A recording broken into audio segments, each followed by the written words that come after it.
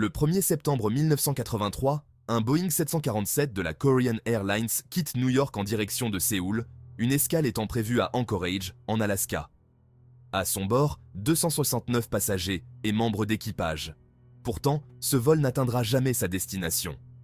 Peu après son départ d'Anchorage, le vol KAL 007 dévie inexplicablement de sa trajectoire et s'aventure dans l'espace aérien soviétique, survolant la péninsule du Kamtchatka. Face à ce qu'ils perçoivent comme une intrusion délibérée, les autorités soviétiques dépêchent des avions de chasse pour intercepter le Boeing. Malgré les tentatives de communication, le 747 poursuit sa route. À 18h26 GMT, le général Anatoly Kornoukov, commandant de la défense aérienne soviétique, donne l'ordre fatal, abattre l'avion. Un missile air-air est tiré, frappant le vol KAL 007. En quelques instants, l'appareil s'abîme en mer, au large de l'île de Sakhaline.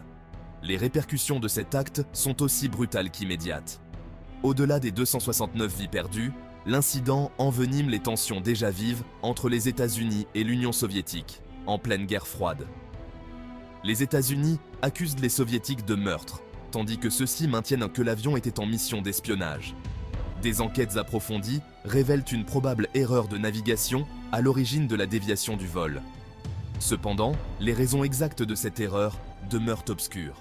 Cette tragédie a également mené à des progrès considérables dans la sécurité de l'aviation civile. En réponse à l'événement, le président américain Ronald Reagan autorise l'utilisation du système de positionnement par satellite, le GPS, à des fins civiles, espérant prévenir de futures erreurs de ce genre.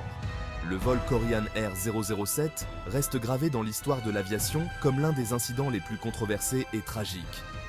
C'est une sombre leçon sur les dangers de la méfiance et des erreurs humaines dans un monde en proie au conflit. Merci d'avoir suivi cette vidéo.